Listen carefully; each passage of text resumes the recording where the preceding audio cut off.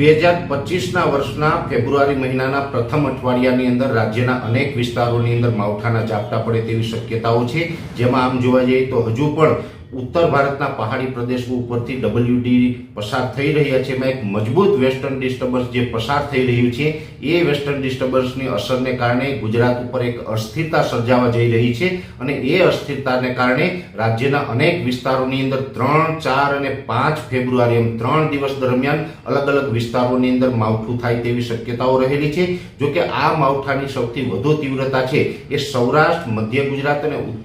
ઉત્તર ગુજરાતના ભાગોની અંદર જોવા મળે તેવી શક્યતા હાલ દેખાઈ રહી છે। ઉત્તર ગુજરાતના પણ વાવ, થરાદ, બનાસકાંઠા અને મહેસાણા અને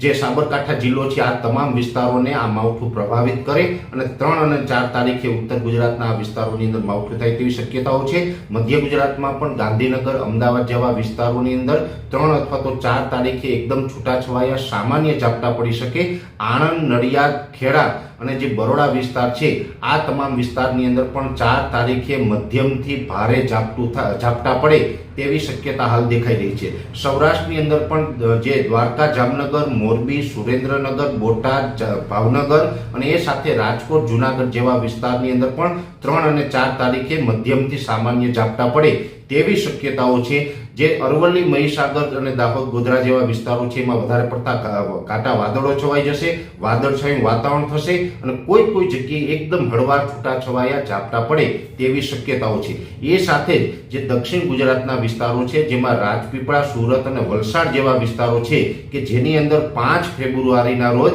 હળવાથી સામાન્ય ઝાપટા પડે તેવી શક્યતાઓ રહેલી છે। એટલે ખાસ કરીને જે ફેબ્રુઆરી મહિનાનું જે પ્રથમ અઠવાડિયું છે એ પ્રથમ અઠવાડિયા દરમિયાન રાજ્યના અનેક વિસ્તારોમાં માવઠાના ઝાપટા પડી શકે। વેસ્ટર્ન ડિસ્ટર્બન્સને કારણે એક અસ્થિરતા ઊભી થવાની છે અને આ અસ્થિરતા છે એ ગુજરાતના ખેડૂતો માટે ચિંતાનું કારણ છે ને આવનારા જે ફેબ્રુઆરી મહિનાનું પહેલું અઠવાડિયું હશે એ આવનારા દિવસની અંદર ગુજરાતની અંદર અનેક વિસ્તારોની અંદર આ માવઠું થશે અને આ માવઠું છે એ જે વિસ્તારોમાં માવઠું થશે ત્યાં તો ઝાપટાઓ પડશે, જે વિસ્તારોમાં માવઠું ન જોવા મળે એ વિસ્તારોની અંદર વધુ પડતા ઘાટો ઝાકળ પણ જોવા મળે, ધુમ્મસ જેવું વાતાવરણ જોવા મળશે અને અનેક વિસ્તારોની અંદર વાદળછાયું વાતાવરણ પણ જોવા મળશે। એટલે ખાસ કરીને ફેબ્રુઆરીના પ્રથમ અઠવાડિયાની અંદર રાજ્યના અનેક વિસ્તારમાં માવઠું થવાનું છે અને એની સૌથી વધુ તીવ્રતા છે એ સૌરાષ્ટ્ર, મધ્ય ગુજરાત અને ઉત્તર ગુજરાતના ભાગોમાં જોવા મળે તેવી શક્યતાઓ હાલ અમને લાગી રહી છે અને આ અસ્થિરતા ઉપર અમારી સતત નજર રહેશે